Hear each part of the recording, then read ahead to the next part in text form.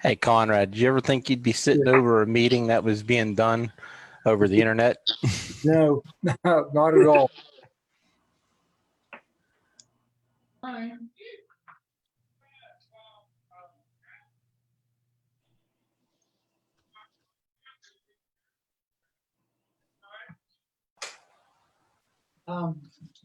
Aaron's at a Zoom planning meeting right now.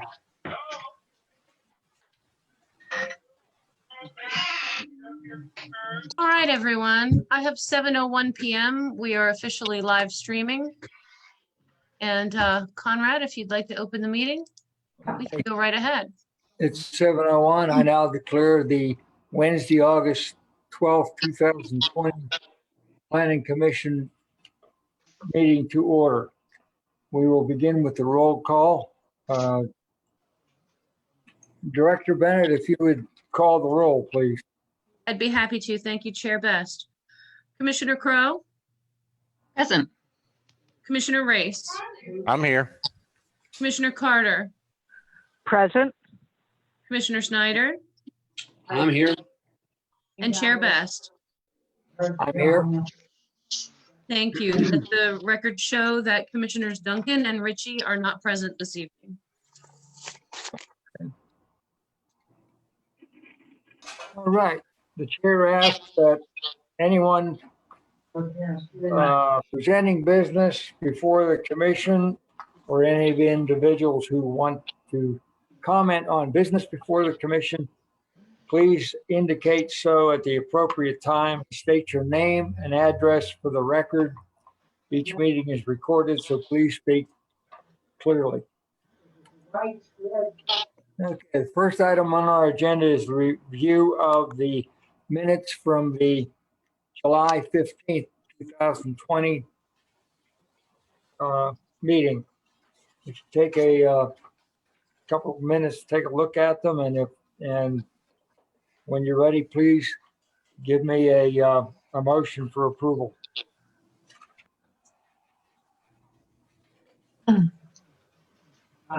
This is Karen Krogh, and I had a chance to look at the minutes previously and found them to be complete.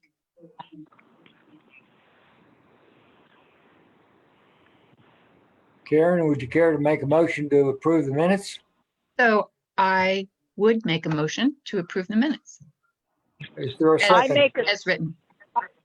I make a second that we approve those minutes. It's been moved and seconded that we approve the minutes of the July 15th, 2020 meeting. Director Bennett, would you call the roll? I'd be happy to. Thank you. Roll call of the vote. Commissioner Krogh,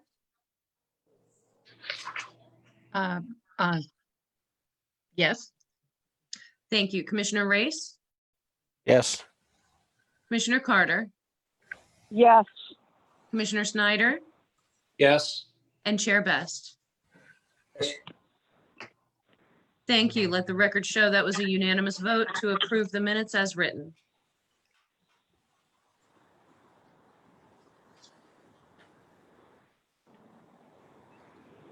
Okay, it's appropriate time now for citizens' comments. Director Bennett, did we get any comments from the public? No, sir. Public comment was solicited via Facebook and other advertising methods, and no public comment has been received, neither for citizen comments from the floor nor for project presentations. All right, fine. Okay, then we'll go ahead now with the final site plan for the Frostburg Industrial Park for the proposed tech building for Berkeley Springs Instruments. Somebody here doing the presentation? Mr. Hildreth from Allegheny County is here, sir. Hello, everybody. So what we're looking at tonight, it's basically the same site plan that we looked at there in July, at your meeting in July. Nothing substantial has changed in the design of the building or the footprint of the site. So I'm happy to answer any questions about the project or about BSI to the best of my ability if anyone has questions. but I don't really have any new information to relay to you folks. That if anyone has any questions, I'm happy to do my best.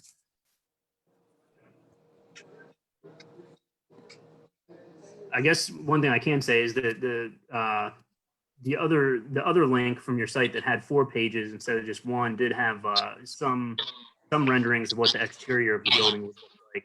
I don't know if you had a chance to review some of that or not, but it'll give you a little better idea of what the final product's going to look like. Of course, these are architectural drawings, not realistic renderings, but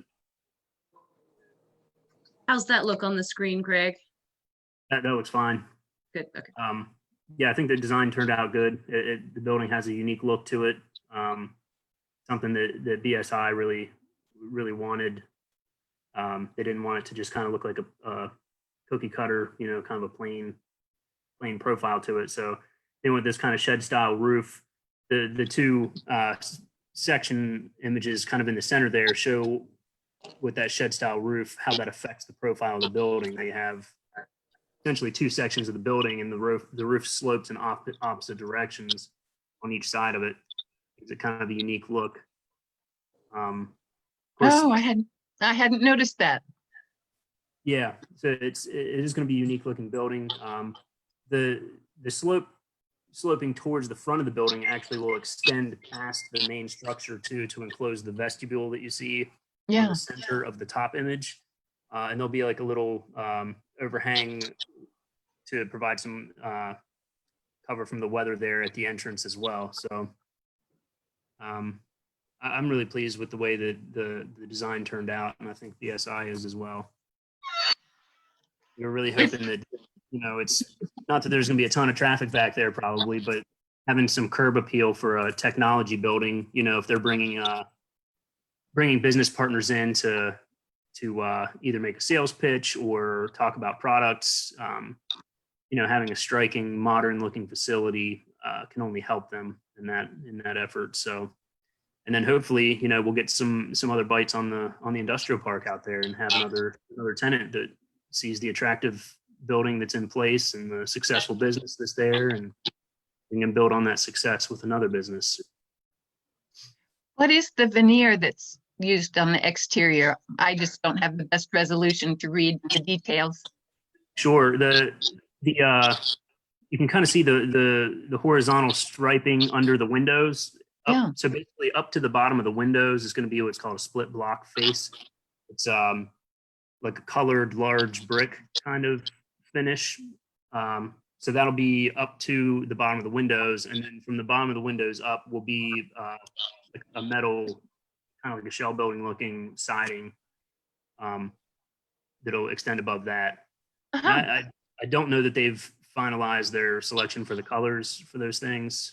But I don't know if you've seen any images of the building that the county built out in the Barton Industrial Park. It has a similar look on the front of it with that split block face and then the metal siding going up. Wanted to get a better idea of the aesthetic, you could take a look at that building.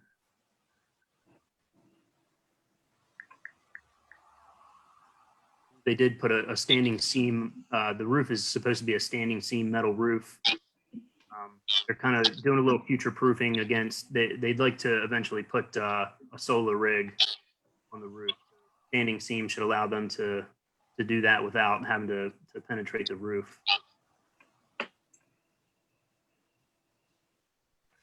I have a couple questions. This is Ray Race. The site plan that was attached is marked draft. Was there anything else that was submitted with this, Laura? Yes, I have, so the site plan we're looking at is marked draft, or the other one I had up was marked draft? I just Both called of them up them from the are, email. actually. They're both marked draft for review. Yeah. We're missing a lot of stuff on our site plans for a final site plan approval. So there's no setbacks, no meets and bounds on the property lines. There's no parking count. there's no details on the stormwater management. It's just one site plan. So as far as the final site plan approval, these plans really are not ready for that. At least what's submitted on our end. I don't know if you guys have received something else at the city and just haven't included as part of the meeting or what. I do, Ray. I have a full set of plans here at City Hall. And I have the full stormwater management plan here available as well. This is what I'm able to share online. Conrad was in to review the site plan. Was that yesterday, Conrad? Yeah, I was in yesterday and looked them all over. They appear to be in decent order, and I think we could probably trust the county to know how to do things.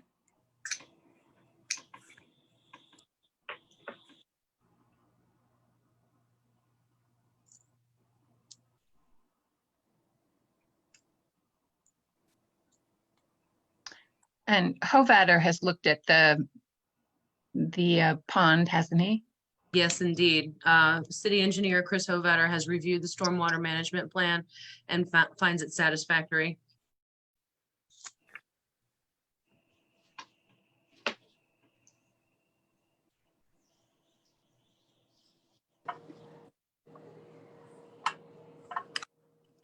Are there any other comments from any other commissioners? Hearing none, do I hear a motion to approve this project final site plan?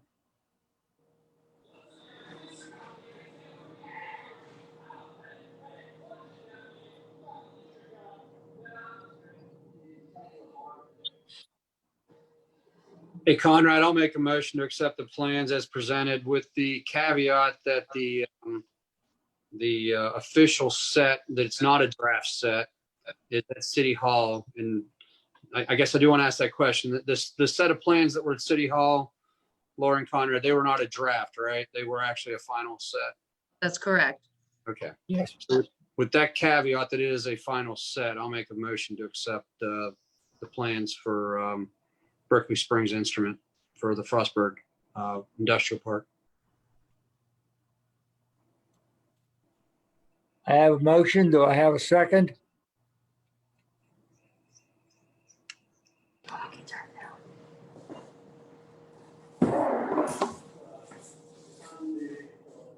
This is Karen Krogh. I have no problem seconding. Okay, motion. I have a motion and a second to approve the final site plan for the Frostburg Industrial Park. I have a point of discussion, Conrad. Okay, Prior to the vote, I'm going to vote. Actually, not going to vote on this. I'm going to abstain from voting on this. And the reason being is I have a hard time with a public meeting taking this and voting on this. It's not that I don't trust Laura. I trust her implicitly, but this is a public thing. And even though it's the county, you know, what we do for one, we should do for everyone. So without having a full set of plans to look at it, I don't feel right voting on it and approving it. okay, I understand your concern, and I would agree with you that for complex projects, this method lacks a lot of what we would like to see, unless each of us has the opportunity to actually go down to City Hall and look at all 8 or 10 drawings before a meeting. Hey, I just want to make, as part of the reason I made the motion is because Conrad did look at them. If it wouldn't have been for that, Ray, I agree 100%. And I know we are in a different time right now. We obviously would want to look at those. If Conrad wouldn't have looked at them, I probably would not have made the motion. So just that caveat out there, that is the reason why I did. And that, the justification, I realize we are in a difficult situation with what we're dealing with right now. So I just wanted to put that for the record. This is Karen Krogh, and I had also gone into the office and looked at the originals last month, I think. They seem to be very comprehensive. They included a detailed lighting plan, so I thought it looked really well thought out and complete. So that's why I had no problem approving it. Okay. Does anybody have any more comments at this time? I can only say that I did raise this point to Adam earlier today when I was looking over the agenda that the site plan had draft written on it, and it had four pages, which is clearly not the full set of drawings. But he basically assured me that he had worked with folks at the city to make sure everything was in order, and that without there being any substantial changes to the site from what we're looking at here, that he felt comfortable just putting this before the commission. Greg, you mentioned 4 pages. I looked at about 8 or 9 pages plus the stormwater management plan when I was at the office the other day. So Yeah, the full documents are they're available on the county's bid opening page as well at the moment. Which, you know, is not the most easily publicly accessible place to view them, but they are there.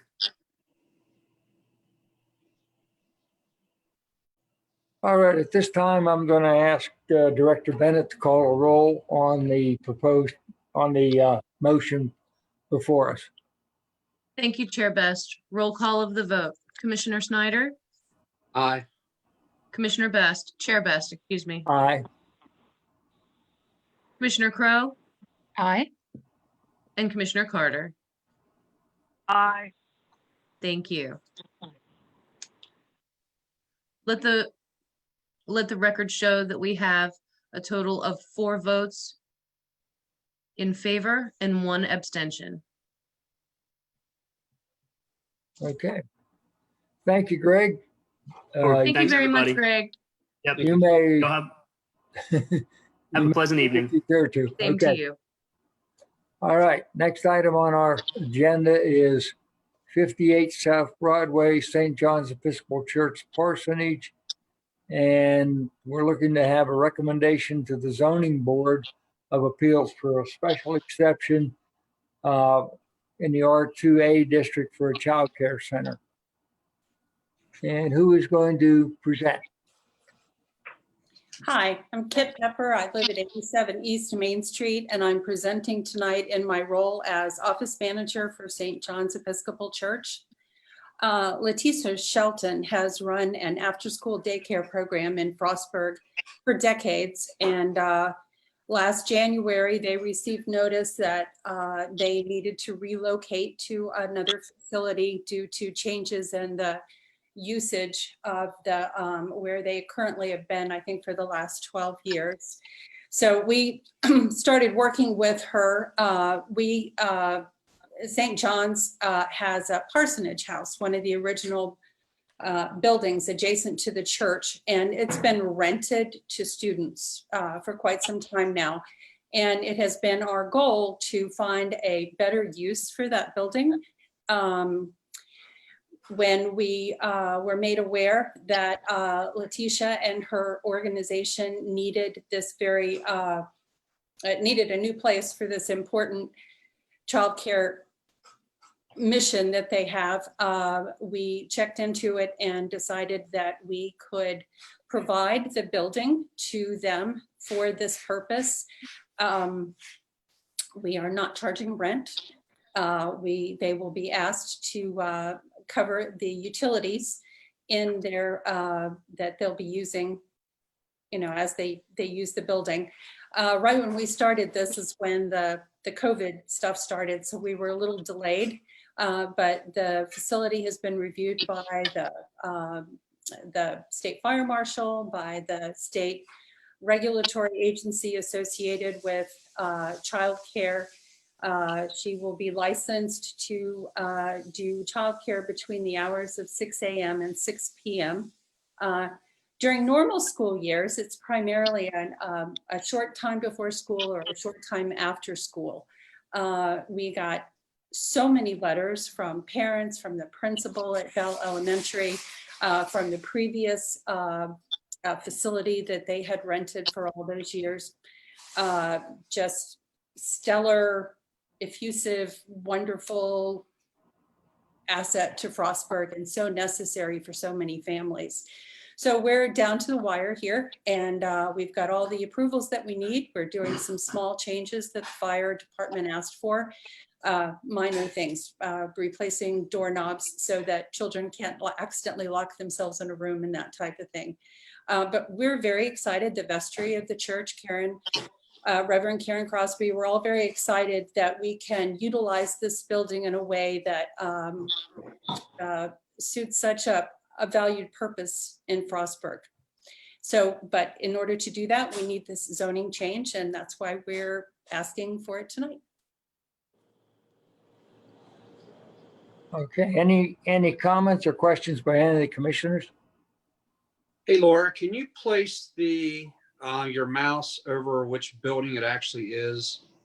Sure. It's going to be number 58, correct, Kit? Yes. Okay, so it is the building attached, right, to the church? I'm just trying to get my picture, remember which one's which there. The building itself is not physically attached. If Commissioner Bennett, if you'll move over, show them where the sanctuary is. The church is on the corner there, and then the parish hall is the larger structure that was added several years ago. You can walk completely around the house, which is 58. It is not connected in any way. Okay. You know, it's one of those things you walk past it all the time, and I'm trying to remember if it was connected or not. That's all. They Pretty wanted narrow to, pathway through there, but it's not connected.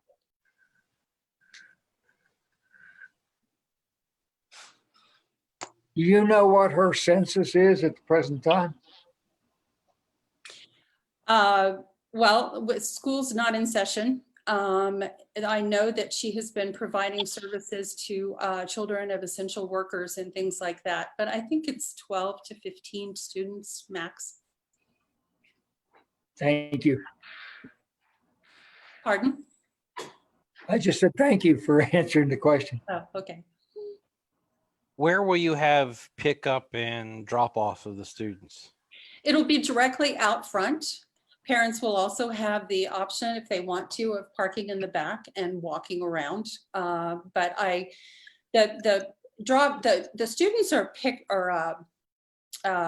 fetched from the elementary school. Usually they walk down and walk them all to their location. That's what they normally do, is when school is out, they collect the students and take them to the facility.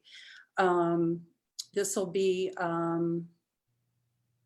think, a shorter walk for them than it has been. But the pickup doesn't occur all at the same time. It's not like, oh, at 6 o'clock, everybody goes home. Parents pick up the kids as they get off of work and when they can. So it won't be like a pickup at an elementary school where the bell rings and everybody's ready to go. Hey, Laura, just for the record, this is an approved use by special exception, right?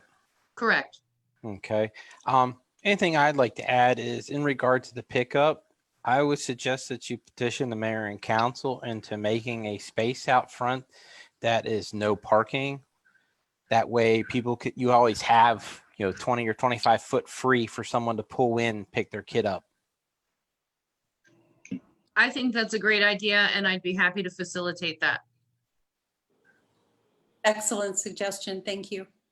Hey, Ray, on that, I guess the signage should be for drop off and pickup only. No. Yeah. That's what we're going to say. When this service was provided at the Methodist Church, the school buses would stop in front of the church and drop the kids off right there in front. So I don't know whether your kids are going to be walking from. You're talking about coming from Bell Elementary. Don't know what's going to happen with students coming from maybe other schools. As I understand it, all the students come from there. I know the Methodist church location was probably, what, more than 15 years ago? And Yeah, about that, I'd say. I can tell you that in all of our discussions with the vestry and with Letitia Shelton, the subject of school buses has never been brought up. I think with the Methodist Church, it was just outside of the walking limits, Conrad, back 15 years ago. So that's why they got dropped off by bus. The walking limits are actually a good bit more than what they were even 10 years ago. But yeah, I don't see a bus dropping the kids off for here. Yeah, I was just commenting. I watched it on a daily basis for 18 years. Mhm. And it was never a problem. That actually, they now drop the kids off right in front of Sowers instead of in front of the Methodist church. So it was no big deal.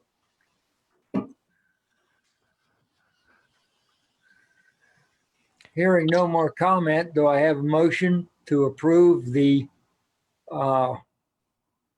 recommendations of the Board of Zoning Appeals for a special exception in the R2 district, in the R2A district for a child care center use? I'll make that. Do I have a second? I'll second it, Conrad. All right, I have a motion and a second to approve the conversion of the parsonage at St. John's Episcopal Church to a daycare center use. Any other comments? This is Karen Krogh. Yes. I was just wondering, have the neighbors been informed? Have they had a chance to give input? As part of the procedure, Commissioner Krogh, neighbors will be notified when the issue comes to the Board of Zoning Appeals. That's part of the regular procedure, that all adjacent neighbors are notified, so they have the opportunity to participate in that public hearing as well. Okay. Director Bennett, would you call the roll? I'd be happy to, Chair. Thank you. Commissioner Snyder, Aye. Chair Best, Aye. Commissioner Race, Aye. Commissioner Krogh, I approve. and Commissioner Carter. Aye. Thank you. Let the record show a unanimous vote Okay, fine. approving a favorable recommendation for a child care center use in the R2A zoning district. Thanks very much, Kit. Thank you all very much. I appreciate your time. Good luck. Have a good evening. Thank you. Okay. Last item we have on our agenda today is 270 East Main Street, Josh and Heather Brailer. They need a recommendation to zone of boarding appeals for a special exception in the R2 district for a two-family dwelling use. And Director Bennett, do you want to speak before them, or do you want the Brailers to do their own presentation? Or If you don't Before mind, I'll go- Chair, I would like to preface the Brailer's presentation with just a few comments. Last January, a similar request was brought to this commission in regard to the neighboring property at 268 East Main Street. In this district, in the R2 district, twin dwellings, as in duplexes, are a principal permitted use. However, two-family dwellings with a 1/1 unit configuration are by special exception only.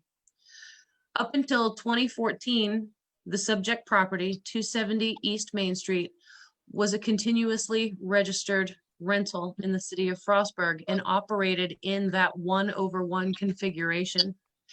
It then unfortunately went into foreclosure and was not continually registered as a rental and has lost its grandfathering.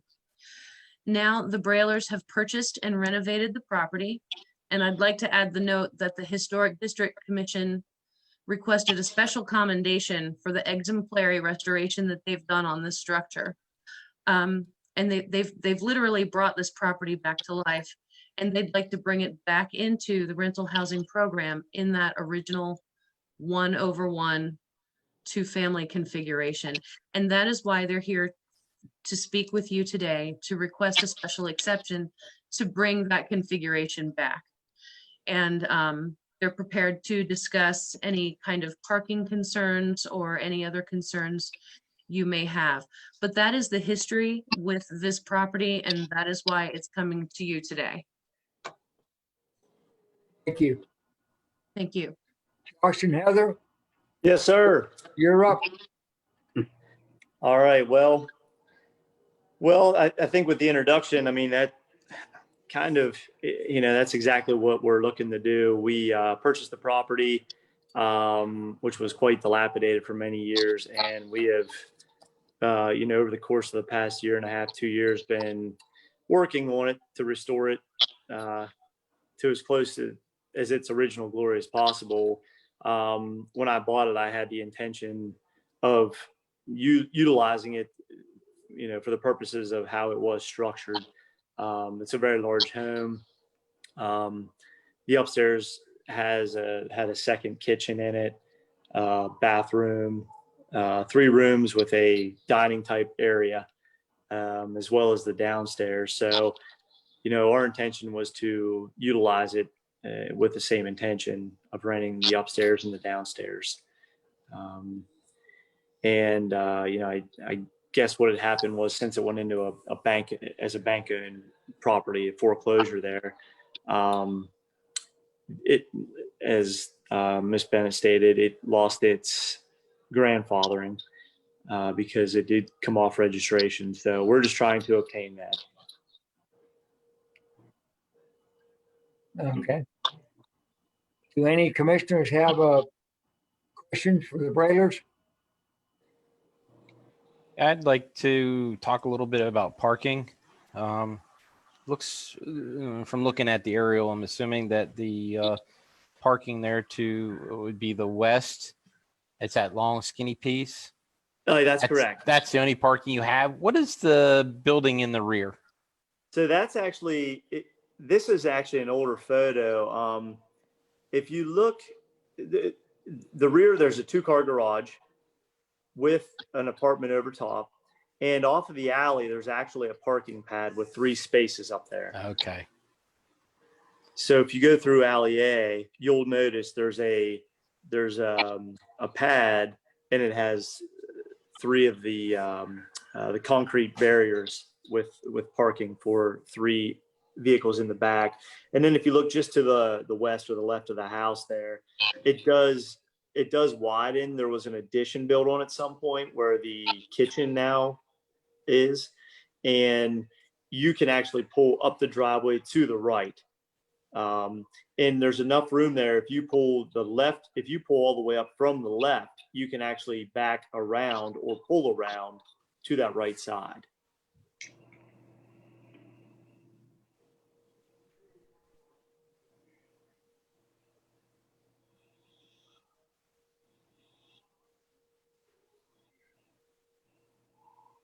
Yeah. Okay. So many spaces you have.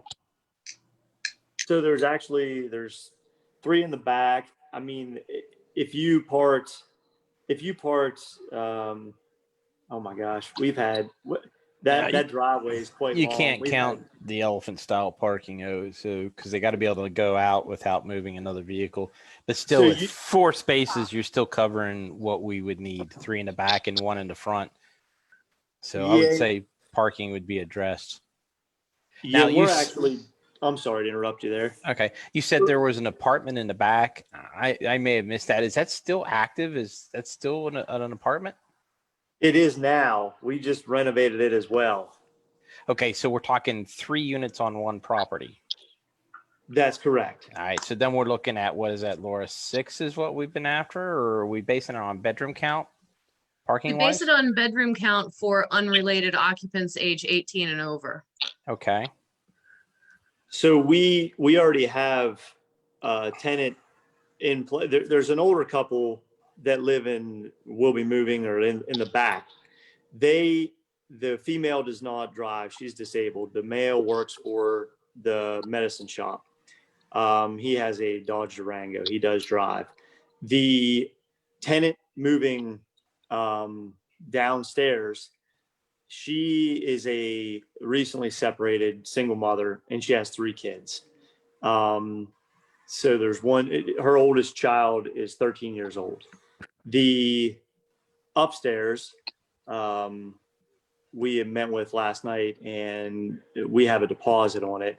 She works at labor and delivery down at the hospital and has a newborn 1-year-old child. So we're not going to do, it's not going to be like a multi-family over that age. We're not going to do college style rentals per the number of bedrooms. It's going to be family. You really don't have the ability to discriminate between one and the other with that. But the issue I was wondering is just how many bedrooms are in each unit? Sure, there's 2 bedrooms upstairs. Okay. And 2 bedrooms downstairs. And then 2 in the outbuilding? Yeah, it's more, it's a, you can call it a bedroom. It has a closet. They use it as an office space.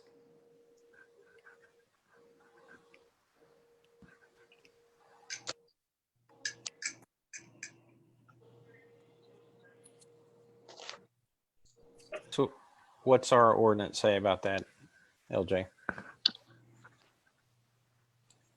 Pulling up the parking requirements for you now, Ray.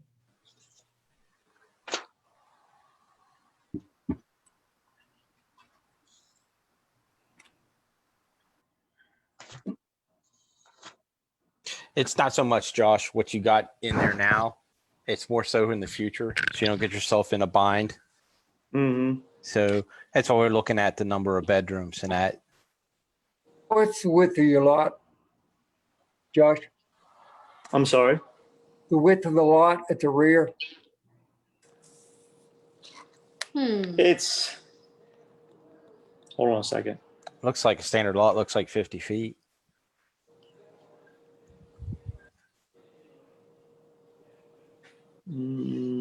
Which he could easily get 5 spots in the back then. I believe, so there's a, let's see.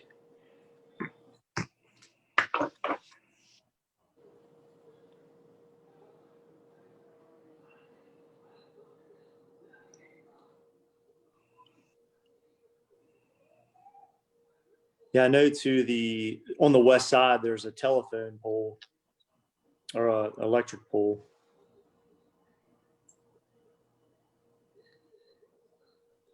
But yes, I believe it. Yep, it appears to be 50 feet. Yeah. So it And would be, is that a 2-car garage or a 1-car garage? It's a 2-car garage. all right. So we got 2, 3, 4, 5. Add Got one 5 more right now. space. Add one space and you'd have all the bedrooms covered. So Ray, I'd like to just note that off-street parking requirements per our zoning ordinance, Okay. when we're talking about numbers of parking spaces for a residential dwelling unit, 1 per occupant equal to or greater than 18 years of age, plus 1 per each unrelated person equal to or greater than 18 years of age. So we need 1 parking space per bedroom when we're talking about unrelated occupants equal to or greater than 18 years of age.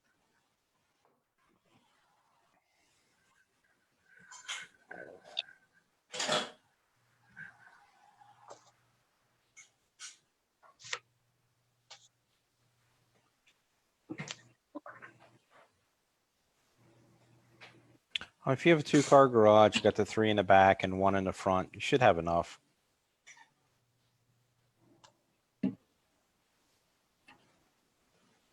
And I just pulled up the legal description on the State Department of Assessments and Taxation. The lot size is 50 by 177, No. according to that description. So whether or not you can fit 3 in the back, you should be able to fit 4 in the back, if Yeah. not 5.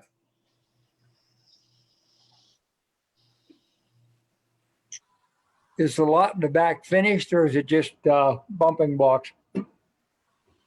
It's when you say finished, it I does meant, have, paved. it's a leveled gravel pad. Level gravel pad, And, okay. and I had Winter D excavating actually come in and put down some fresh crusher run, and they tamped it and added the bump pads. Okay.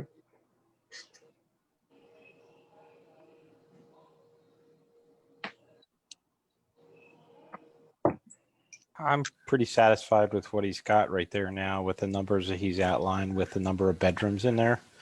Thinking that the equation would be, one bedroom per one 18-year-old, because there's no way to enforce how many 18-year-old students or people or anyone living within the unit at any one time. That could change and fluctuate throughout.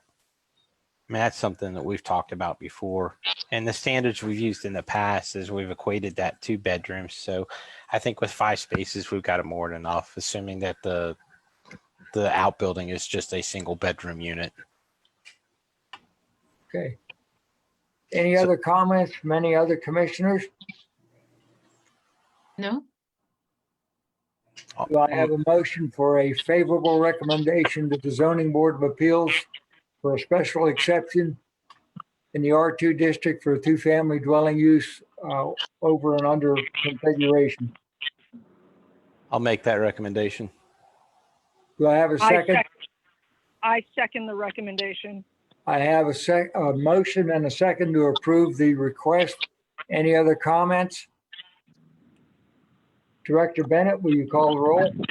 My pleasure. Commissioner Snyder, Aye. Chair Best, Aye. Commissioner Race, Aye. Commissioner Krogh, Aye. and Commissioner Carter. Aye. Thank you very much. Let the record show that's a unanimous vote in favor of a favorable recommendation to the Board of Zoning Appeals for a special exception in the R2 district for a two-family right, dwelling fine. use. Thanks very much for joining us this evening, Heather and Josh. Hey, thank you you. guys. We appreciate it. Our pleasure. You're We'll be in welcome. touch. All right, thank you. Okay, do we have any discussion items? Yeah, I have one. I think this last case just goes to going back to the parking. I know after 3 iterations of the zoning maps and stuff we've done, we still don't have this parking stuff worked out. I think we really ought to concentrate on consistency from that to our rental housing code. Laura, for instance, this particular one, how many adults would that be approved for a 2-bedroom house? If we had, okay, so we're talking about a maximum of 6 bedrooms, but based on Mr. Brailer's description, it's more than likely 5 bedrooms total on the property. That sounds realistic. So if we were going to insist on an equal parking distribution to what's required by the rental housing ordinance, they would need 5 parking spaces, 1 for each bedroom, because we're assuming each occupant would be equal to or greater than 18 years old. I think that's a fair assumption. So just because of the mix of what we see rentals in our area, I would make a suggestion, Laura, to add this to your long list of things that we got to look at. I'm thinking more for your practice than anything, because if all the codes communicate well with each other, that's the less you got to interpret at the time. Well, I guess the question I have here, the comment I have is that if this house had not been split over and under, it had been a side-by-side unit, this would have never come to us. That's correct. It would have been a permitted use. And I guess the question in my mind is, why don't we permit the over and under configuration when we can permit side by side? Anybody have any thoughts as to how that may have gotten into our code?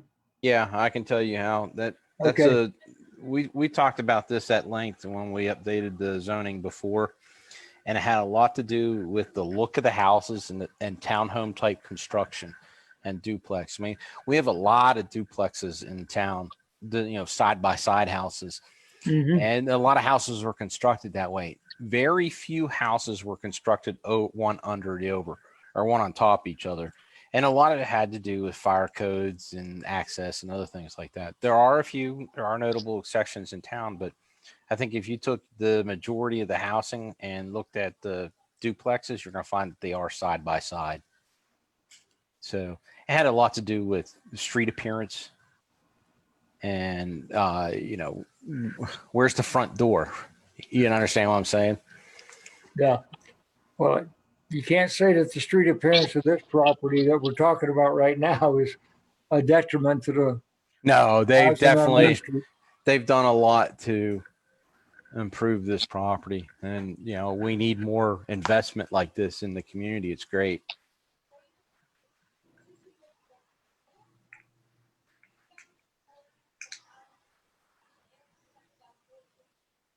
But hey, on Ray's point, I think it is important if somebody comes in and is working on something like that, this gets pointed out early to people, because you don't want someone coming at the end of the game. They've invested thousands and thousands, and you'd hate to have to deny something based on a parking spot at this point. It's like you'd almost want somehow someone in the city relaying that, hey, as we said, we need 5 parking spots if there's 5 bedrooms. I take your point, Jeff, and I appreciate you bringing that up. In years past, when this was a registered rental, Right. one unit was owner occupied and only one unit was registered. Okay. Yeah. Only one, really. Yep. Did they remodel the apartment over the garage, or was that previously an apartment? It's my understanding that years and years ago, it was previously an apartment, but the property had fallen into such disrepair that it hadn't been rented in quite a long time, and the Brailers have brought it back.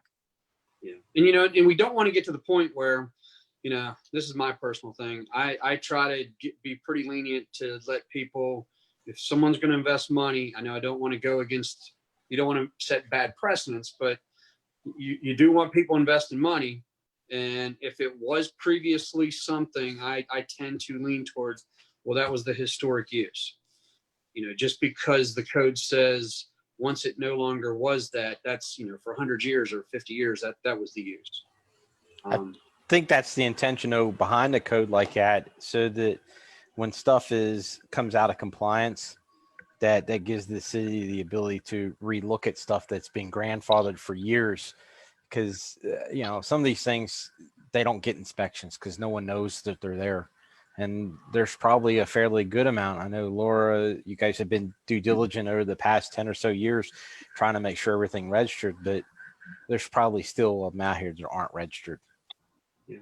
We catch them every once in a while. We have our methods. But this is the opportunity to bring rental units up to the current code. Commissioner Snyder, when things fall off the registry and they lose their grandfathering, then we have the opportunity to make sure that when they do come back, they meet the current code. Definitely. And I think to Ray's point, the bigger issue here, aside from us, is fire codes with a 1/1. Yes. Did they have to sprinkle this out of curiosity? No. If they had gone to 3 units in the main structure, That would have been sprinkled. that would trigger the requirement to sprinkle it. That's what I thought. Duplexes of any type are exempt from residential or exempt from commercial. Residential is a whole other story, but we don't have residential approved, right? Correct. If it's new construction, 1 or 2 family dwellings must be sprinkled now. But under the old construction codes, 1 and 2 family dwellings do not have to be sprinkled. And the 3rd unit is what triggers multifamily and or commercial and that requirement. Yeah. So right there, Jeff, is one of the big reasons why when the stuff goes out of compliance, that the city has the ability to come back and enforce that compliance, either by reconfiguring the units so that there's smaller units or smaller number of units, Right. or bringing the building back up into code, mainly for fire and egress. That's really, Exactly. when we talk about codes, that's the big code that we need to be concerned about. Yeah. And Ray, I'm not disagreeing with any of that. I Yeah. agree 100%. That's what we're doing. My only thing is I hate to get somebody caught in the fact that they went and did all this and then it was parking that might have drug them into a whole nother legal issue. Yeah, that was, I agree with you there, Jeff. At what point in time do they find out what the regulations are? I guess if they're starting to do work, they need to be talking to us. And if they don't talk to us beforehand, then they're somewhat at risk. Yeah. That's Just why have- when I looked at the lot and said, hey, oh, it looks like it's 50 feet back there, it wouldn't take much to put in another parking place in the back if they needed it.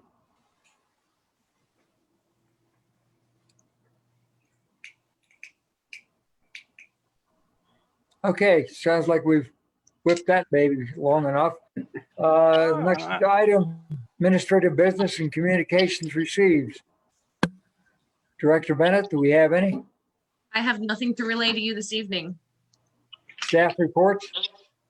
I just wanted to note that the Board of Zoning Appeals meeting is scheduled for Wednesday, August 26th, 2020 at 7 p.m. to hear the appeals for the special exception drive-through uses in the C2 zoning district that you favorably recommended at last month's meeting.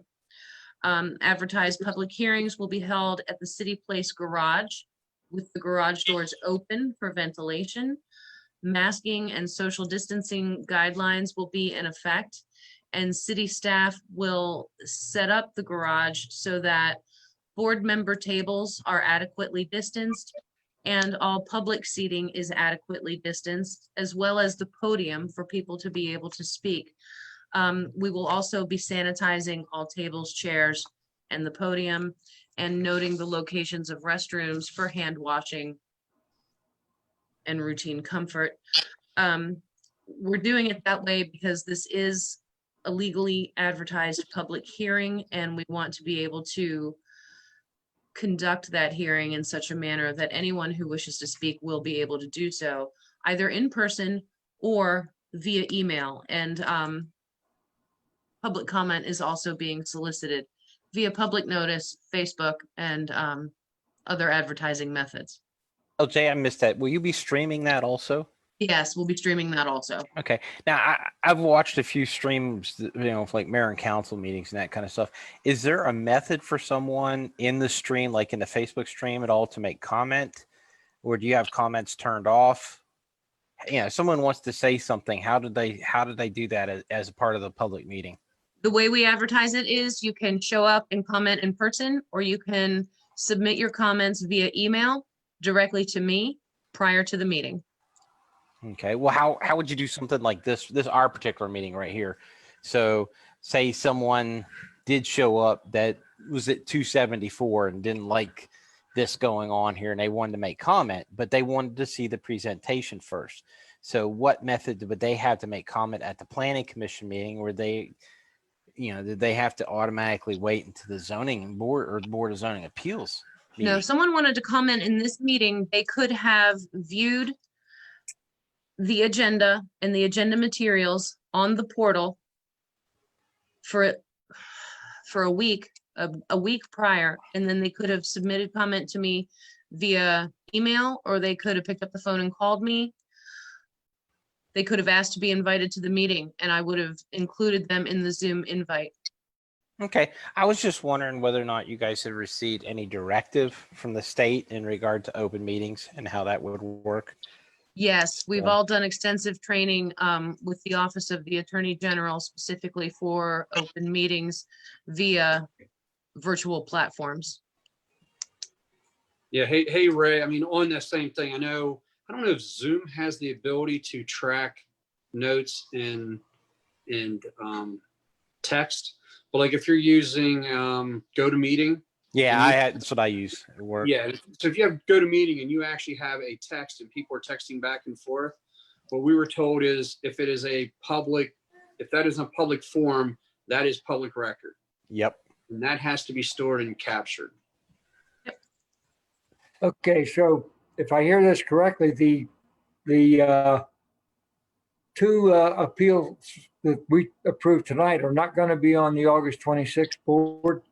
That's correct. They'll run about 2 to 3 weeks after that one. Okay. Yep. And We'll I would start like- organizing that board meeting tomorrow and map out when and how we're going to send out the public notices and get it up in the paper and get the meeting organized. Okay. Yep. If your zoning board appeals meeting goes well next week, I'd like to think toward holding ours in person if we can, Okay, especially if we have complicated site plans that need to be scrutinized a little bit. very good. We Do can any of start the rest planning of you that. have an objection to meeting in person? I do not. I'm good, Conrad. Okay. I do not. Very good. Laura, I want to say thank you. You guys have done you and your staff's done a great job getting these stuffs put together. I know we had a rocky start back a couple months ago, but man, this one went real smooth. It was nice. So I do really appreciate that. And on behalf of everyone on the board here, I think we're all tickled that you put all this together. Thank you. Well, thank you very much, Ray. Thank you for your support. I appreciate the support from each and every one of you. We have had our difficulties adjusting to these new platforms and these new methods. I can't think of a single thing that hasn't changed and that we haven't had to develop a new way to work. So I really appreciate your support in all of that. All right. Any other comments from any of the commissioners or anything else to come before the commission? Do I have a motion for adjournment? I'll make that. All right. Second. I'll second it. All right. We are adjourned. Thank you. See you guys. Thanks All very right. much. Have a Okay. wonderful evening. Hey, guys, the college kids are Bye. back. We'll drive up the wrong way. Bye. Pay attention. Bye. See you Bye-bye. guys. Thank you.